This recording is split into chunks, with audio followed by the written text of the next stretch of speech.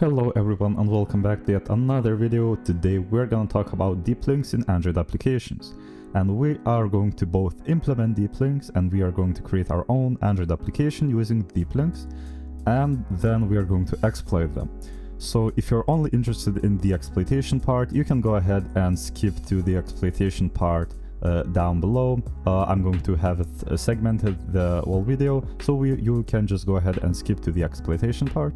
And if you want to see how they're implemented, I'm going to do that right now on a brand new project here. So if you want, you can go ahead and skip right now. And if you want to stay here and see how the application is implemented itself and learn how everything works, you can just keep watching. So what I did here is I just created a simple application. Empty views application on Android Studio, and this is the screen after everything has been initialized. So what I'm gonna do is, first of all, of course, we have the Android manifest file, and then we have the main activity file, and then under resources and then XML, we have of course layout, and we have this activity main.xml, right? And what we can do here is, let's just create, we have this hello world text here. So this, I'm going to rename it. Let me open the attributes, and then the ID is going to be like status text, like that. And then we have the layout, everything is fine here. And let's just keep it at hello world for now. Then I'm going to create like a button here. We can see button here. Of course, we have to constrain it. So to do that, just click on those pluses. That doesn't really matter. You can, of course, reposition it, but whatever. And then the button is just going to be named, let's say, follow button, because I'm gonna show you how the deep links are going to be exploited. So it's just going to be follow. And then last thing that we are going to implement is we are going to create a webView, and then let's just put the webView here, constrain it as well, and then let's say webView like this. And then we have these three objects on our application. So we have, this one is status text, this one is follow button, and then this is just the web view. You will understand what I'm doing with those later on, but for now, let's just start writing the code for the application. So first things first, I'm going to create a couple of variables. So I'm going to create a private late int variable, and let's name it like TV status. And then this is going to be text view, then private latent variable called, let's say late init, not int. Variable is going to be, let's say, a follow button, and this is going to be button. And then the last one is going to be, I misspell everything today, late int, that's it like that, private late init variable, and is going to be, let's say, just web view as we created it, and it's going to be web view, just like that. All right, now to showcase this vulnerability, let's just as an example, I am going to create like some user data. So the first data is going to be like username like this. Just keep it organized, and then let's just 0-day gm, I guess, username, then the password, private email. Let's just actually do like private val creds, and then the creds are going to be 0-day gm, and the password is going to be for example testing, and then or no, this is not actually really realistic. So what I'm gonna do is I will create just like an email object, and 0dgm at gmail debugging.com, and then private val pass, and then the password is just going to be, let's say, echo -n, please subscribe, and then I'm going to do SHA 256 sum, and then we are going to have an encoded password. Just follow the good practices. Of course, the SHA 256 sum passwords are not really good, but whatever. This is just going to be for the comparison. So now let's start implementing some functions here. So let's make it that TV status is going to be equal to find the view by ID. And then the ID is going to be r.id.status text, like that, TV status. Then the follow button is going to be equal to find view by ID, then the r.id.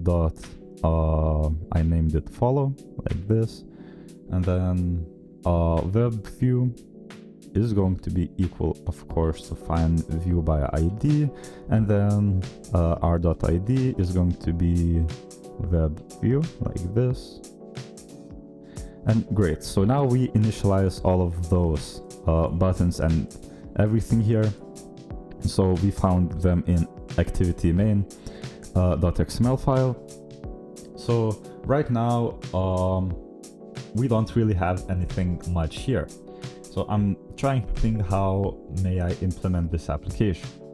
So what we can do here is we can create a function that is going to handle our like the deep links that we are going to be exploiting later.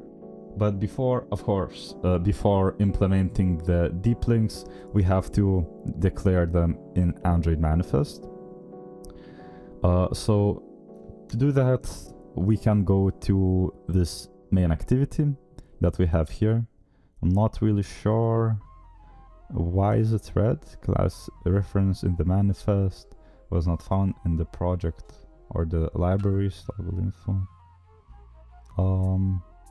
Not sure. I think it should work. I'm not really that great at implementing applications, but whatever. Let's just create a new intent filter, and to create a deep link in the Android application, we can use intent filters.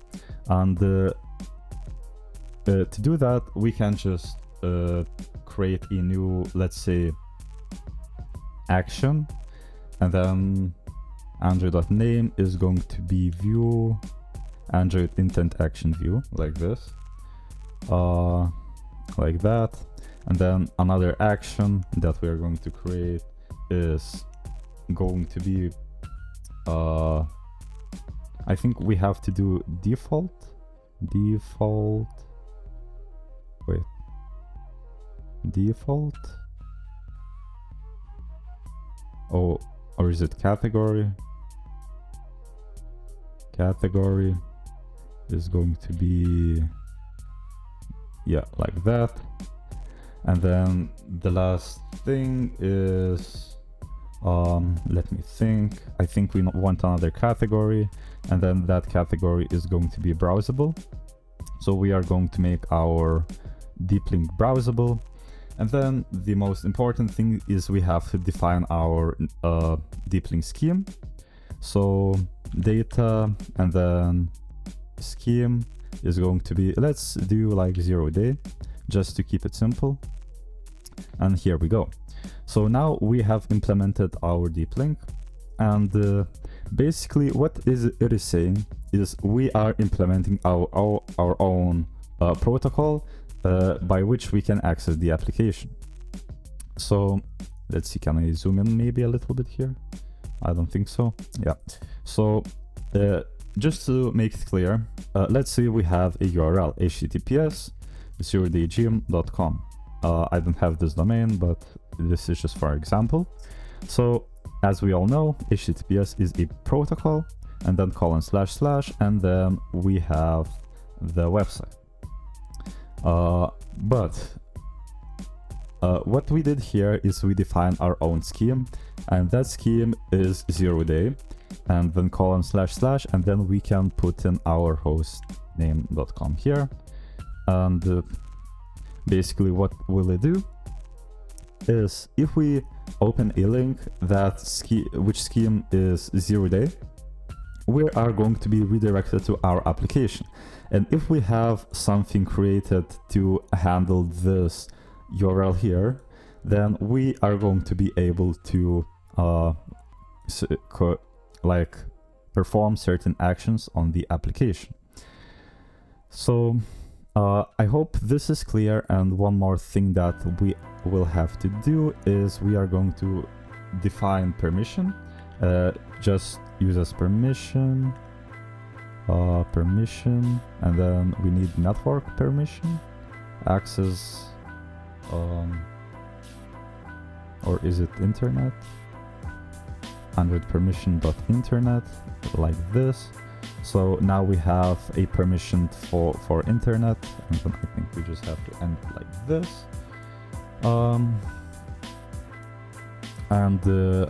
That's probably going to be it for Android manifest file here. Then we are going to have to implement our functions. So how function implementation works is we first of all will have to create some kind of a function to I guess handle deep links. So outside of the onCreate block here, we are going to create a new function, which is going to be private function handle deep links, for example, and then we are going to pass an intent to the deep link function. And I really haven't talked about intents yet, so I will probably have to create some video explaining everything about the intents, because those are really important in Android applications. So if you want to see that video, please make sure to leave a comment down below. So we now have handle deep links function here, and what will it do is we are going to create a variable URI, which is going to have an intent.data, and if it doesn't have the data, we are going to return. Then we are going to use, let's use when URI.host. This means when we have a host in the URI, we are going to perform certain actions. So first action is going to be follow, and what this will do is it's going to follow some user. So let's say value, let's say val user ID is going to be equal URI to get query parameter, and then user. So if we have parameter user, and then the default is going to be defaulting to tests, or just like, let's say default. So we can specify, let's say for this example, we're going to do 0day : / follow, and then parameter user is going to be, let's say, subscribe, or user should probably be like 0day gym. And instead of follow, we are going to subscribe, because we have to subscribe on YouTube. So you should definitely subscribe if you haven't already. Then we're going to call a function that we will create later, perform a follow with the user ID. Then the second function after that is going to be, let's say, openUri, and then it is going to be equal to, let's say, URL again. Let's create a new URI.get query parameter, and then it is going to be the URL. So right here we are going to do is 0day : / URL is openUri probably, and then URL is going to be, for example, https example.com, like that. And then if we have the URI, so if our URL is not equal to null, then we are going to call a function openUrl with our URL. So we have created this handle deep links function, and we're just going to call it at the end of our onCreate function. And I haven't talked about the onCreate and like all of the Android states as well. So if you guys are interested in that, please let me know in the comments as well. I can create a video about that as well, because it's a pretty important topic. But when we create the application, basically on opening it, we are going to call handle deep links function with an intent. So now for the sake of this video, I'm going to do something with this webView. So first thing what I'm gonna do is I'm going to implement it and then I'm going to explain it. So we are going to create a new setting with JavaScript enabled, and it's going to be true. And then webView client is going to be equal to webView client, like this. I'm going to explain everything in just a second here, and then how we are going to do this. Let's say we have to do like JavaScript interface, and then we are going to create a class here, which is going to be let's say vulnerable bridge, and then let's just name it bridge. And yeah, so what this does, it basically enables JavaScript to be able to run in the webView, and this is pretty common in the modern applications. And we are going to also add this JavaScript interface, which is going to be vulnerable bridge, which we are going to implement down here later on.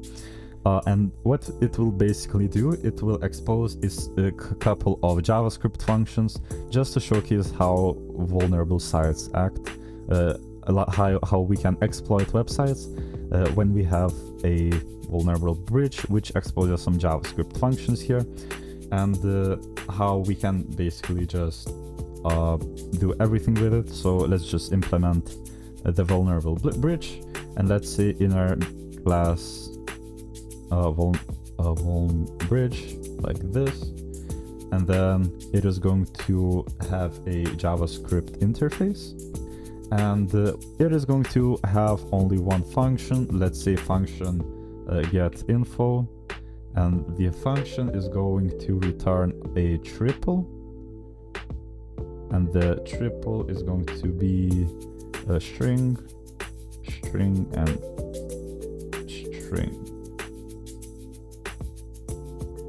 And then, so what this function does is it is going to return an information, and this information is going to be these three variables. So we're just going to return a triple, like this, and then username, email, and pass. Great.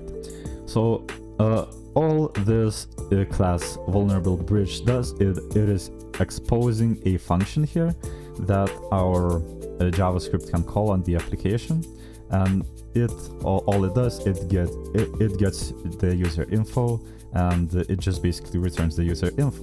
So let's say we would have the ability to call some JavaScript function on some application.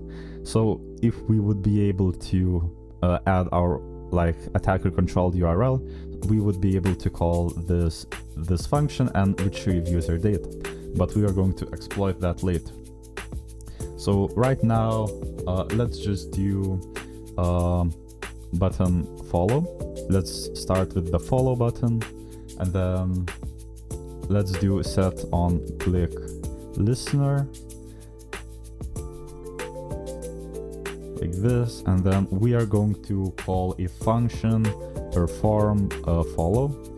I should name it perform subscribe with whatever. You already know that you should subscribe to the channel.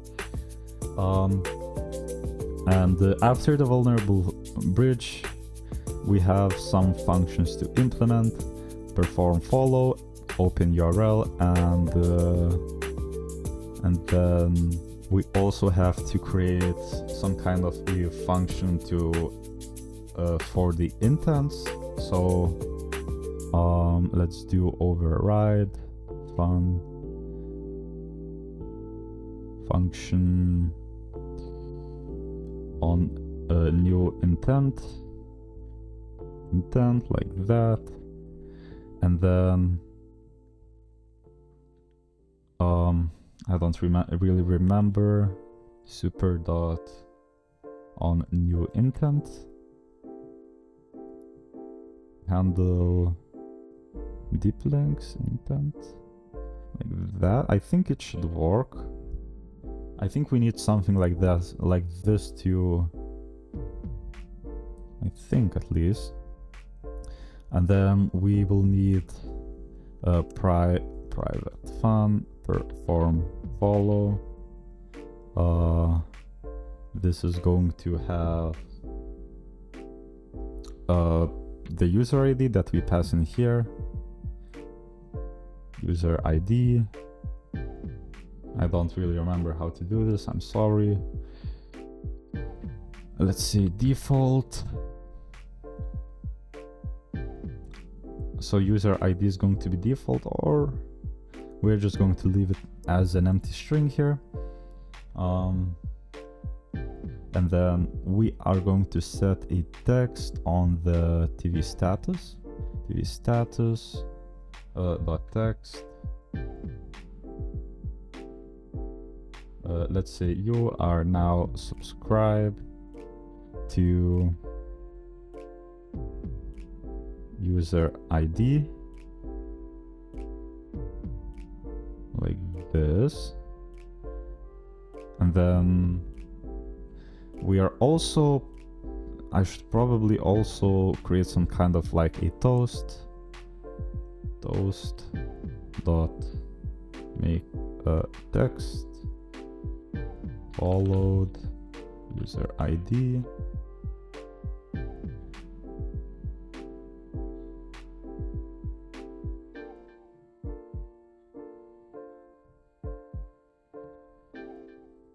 Like that. So we are going to also display like a short notification here. And then let's create another function which is going to be openUrl, and we are going to pass in a URL as a string here. And then let's also do the status text loading URL. And then after loading the URL, we are going to pass it to webView dot visibility view dot visible web view dot load URL, and then we are going to load the URL that we have. And that seems like it should be good. So the like this. All right, so we probably have implemented everything here. So let me just start up a virtual device. And now let's just walk through the code before trying it out. Let's actually just run it to see if it compiles well and we don't have any errors. Let's see. I hope it builds well. And while it is building, let's just do a quick recap. So what we do here, of course, we create all of the variables. We just hardcode username, password, and email in the application. Alright, I think it works. Great. So what we do here is we have 3 variables. The first variable is username, email, password, which are hard-coded, but in the real application they will not be hard-coded. They will probably be taken from, like, let's say they are going to be saved in some kind of a file, and then the application is going to take them.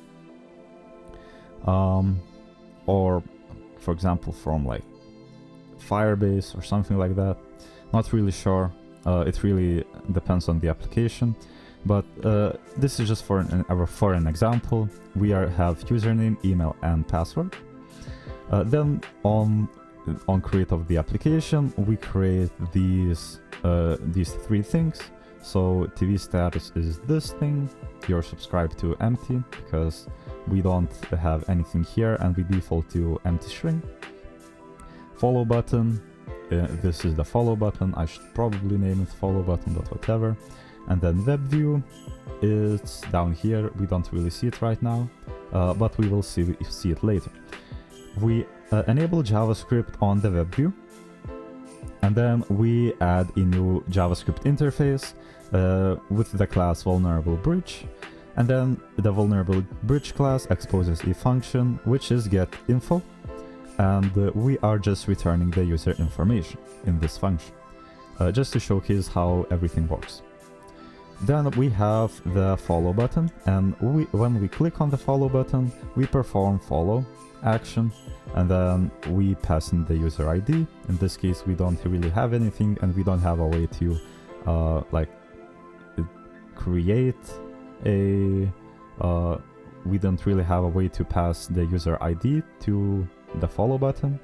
And then it just basically says you are now subscribed, and then it throws this toast down here and it says followed. And we also have this openUrl, which we are going to use later. We can't really do anything with it right now. We just have it in the application defined. And then we have this handle deep links. Handle deep links takes an intent, and then we are down here in the handle deep links. And when we receive a deep link, we are going to extract the URI from it. And when the URI has a host, so let's say subscribe is our host, we're going to perform the subscribe. User ID is going to be taken from the parameter, let's say 0dgimp in this example, and then we are going to perform follow with the user ID. Down here we have openUri, and it is basically going to open the provided URL, and the provided URL like this, like example.com, and then we are just going to open the URL. So if you've been following along here, you might have an idea of what's wrong, at least I hope so. And basically what we can do is we can basically call this intent, not intent deep link, and we have also created deep link here for anyone who would just skip to the exploitation part. We also created the deep link here, and we have defined the permission to use the internet for our application, and we just have a scheme which is 0D. So what I'm gonna do here is I'm gonna open a new terminal, and in this terminal I'm going to go to my server. And this server, what it does, I'm just gonna go to var pog, and then we have nothing here. So I have this domain pog.0dgim.dev, and it is now forbidden. I can create, let's say, vim index.html. I can type really HTML body, and then hey,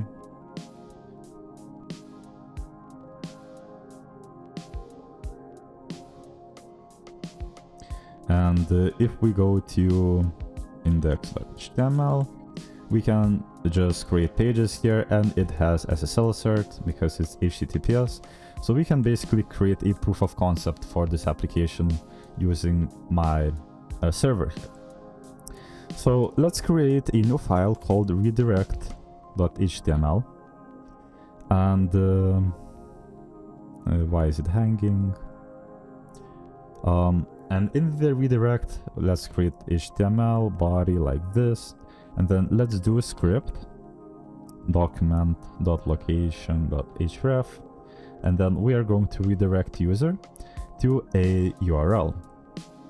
Let's just finish script, finish body, and then finish HTML. So deep links work this way that you can open them from a browser in your Android device. And let's say we open my attacker's page here, and it has a redirect to 0 day and then : / and then let's, for the example, perform follow, and then the parameter we define here, we actually did subscribe, not follow, so 0 day : / subscribe, and then we are going to subscribe to user parameter, user, and the user is just going to be, let's say, 0 day gm.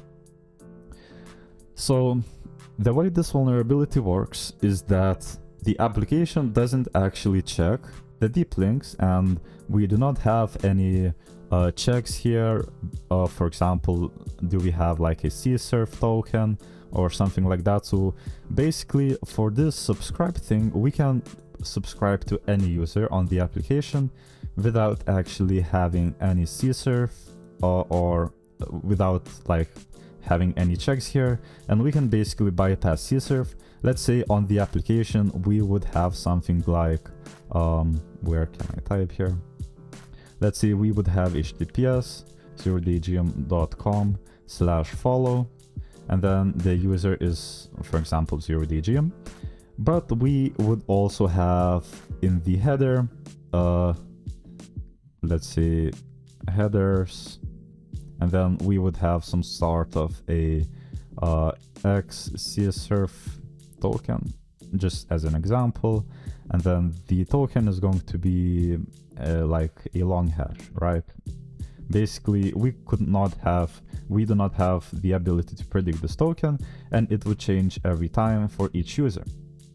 So the way why we cannot use this follow is because we have this CSRF token, and of course in this example it is not a great example because we are using like a get parameter, but we can also, for example, pass CSRF in the parameter here in the get parameter. It could be in the post parameter as well, but whatever.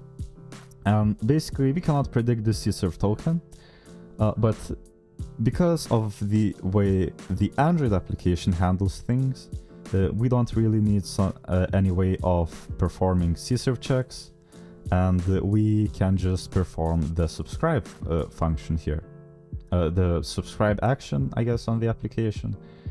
And we don't really need any way to identify ourselves. We can just act as an attacker.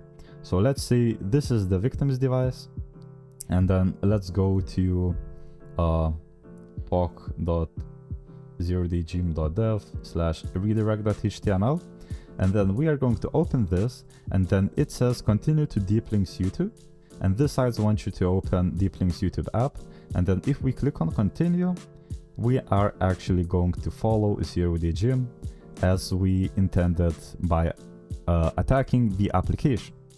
So this is how we exploit, one of the ways to exploit deep links. There are multiple ways, but now I'm gonna show you this openUri thing, and then we are going to do this thing where we get info from the user and we get user information without their permission. So openUri doesn't perform any checks as well as we intended in this vulnerable app. And then we are going to open a URL on the provided query parameter. So to do that, let's just create another document.location.href, and it's going to be openUrl, and then actually URI, not URL, and then what we are gonna do is provide a URL is going to be equal, I think it's URL, yeah, URL HTTPS, for example, example.com. For now, we're just going to open the example.com website. So let's just go to Chrome again, open this,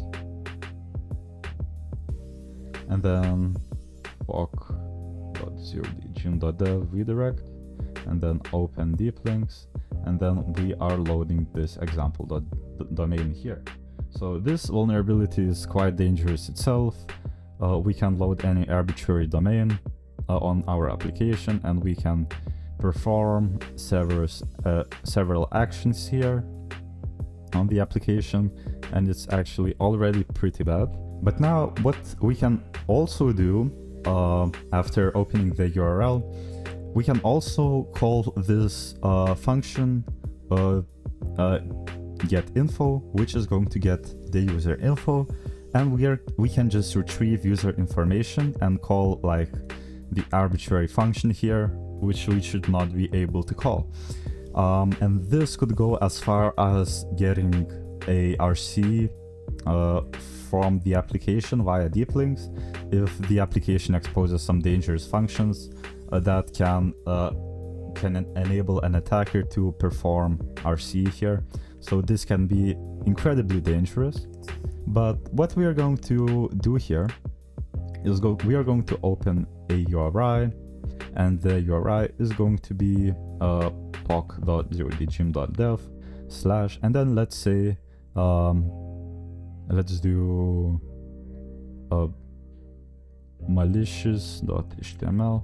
I really took a long time to get a name in my head, and then let's just copy it,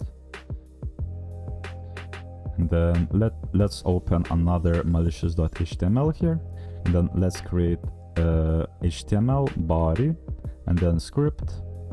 So now let's implement this malicious application. So first things first, I always like wrapping everything in try catch blocks. So try, and then let's do catch, console.log e.message.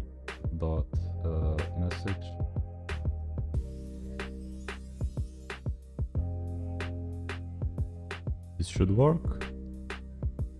And then what we are going to do here is we're going to define our bridge, and the bridge is going to be a window, and then that's going to be the name from the app. Let's see, where is it? It's this app bridge, and then let's just paste it here. So we have this bridge that we created from our application, and via this bridge we can actually call functions. And what we can do, if the bridge exists, and we can do bridge.getInfo. I think that's how we called it. I'm really bad with remembering my function names. Where is it? GetInfo, yes. And if the bridge exists and we can call bridge.getInfo, we are going to do var info, and then let's do equals to bridge.getInfo, like this. Or we can just basically just create like this div id is going to be equal to output. Let's do document.getElement by id output dot inner HTML, like this. And that's probably going to be it for this script here. So what we are doing is we are creating this new variable called bridge, and it is the bridge from the application. and we are wrapping it. We are just calling the bridge.getInfo function here, and then we are putting it as an element on the page. And if we are going to have an error, we are going to console.log that error. Let's just verify that it works. debugging.dev/malicious.html. Does it say any error here? I don't think so. I think it looks fine. And what I'm gonna do here is, let's see, is redirect.html already set up? Yeah. So what I can do basically is I can go to pog.0digin.dev, redirect.html. I'm going to open this deep link. We have an empty object here, so something is wrong, but I think it actually worked. I'm not really sure why it didn't get any info, because I think it should have gotten the information. I'm just trying to debug it here. I'm sorry. I thought it would work here. Maybe let's just attach info here without doing any JSON stuff. Let's see. How is that triple being returned? Let's go to chatgpt.com because I don't really know how to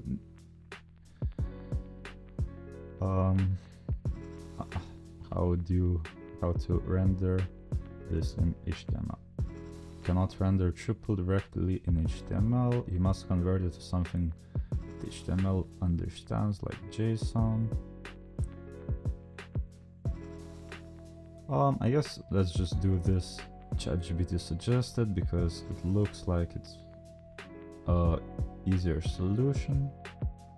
Let's do string here, and we are just going to return a string like this, and in the HTML we should parse it.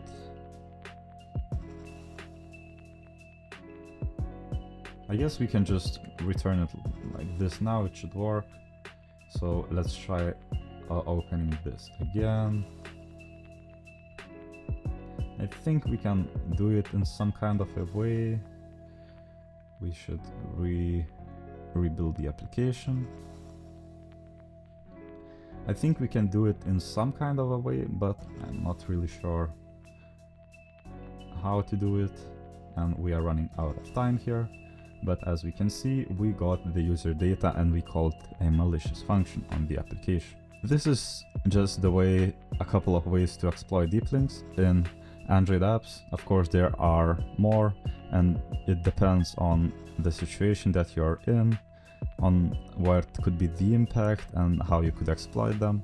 But basically, what I would recommend to look for these vulnerabilities is just go through AndroidManifest.xml file and look for the schemes defined here, and then you should go to the application files and then figure out how everything is being handled in the application and how the intents are being handled and everything like that. But for this video, I'm going to wrap it up here. This probably wasn't the best quality video ever, but I guess I wanted to like create a video where I implement everything myself and then I exploit it, so just that people can see how everything is being done. And I think that's how you should learn, by first implementing everything and then just exploiting it. And because if you don't know how something is implemented, then you don't know how to exploit it. But for this video, I'm going to wrap it up here. So if you enjoyed, please make sure to subscribe and leave a comment what you want to see next. And thank you for watching, and I will see you in the next video. Goodbye.